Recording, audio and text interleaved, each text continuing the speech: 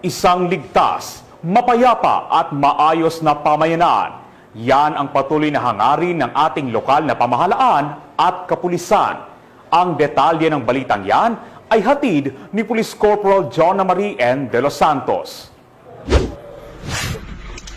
Patuloy ang isinasagawang road clearing operations ng Calasiao Police Station katuwang ang lokal na pamahalaan at iba pang ahensya matapos ang matinding pinsala na dala ng Bagyong Uwan. Layunin ng operasyon na maibalik ang normal na daloy ng trapiko at matiyak ang kaligtasan ng mga motorista at residente sa mga apektadong barangay. Ayon kay Police Lieutenant Colonel Ferdinand S. Lopez, hepe ng naturang istasyon, nagsimula ang clearing operation sa mga pangunahing kalsada na pansamantalang naharangan ng mga bumagsak na puno, sanga at iba pang debris.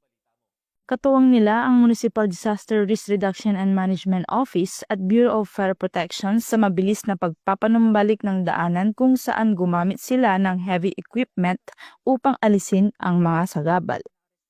Ayon pa kay Police Lieutenant Colonel Lopez, patuloy ang kanilang koordinasyon sa mga barangay officials upang matukoy ang mga lugar na nangangailangan pa ng tulong.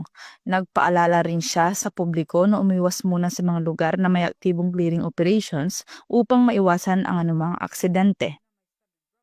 Dagdag pa, patuloy silang magsasagawa ng monitoring at road inspection sa mga barangay upang matiyak na ligtas at passable na ang lahat ng kalsada.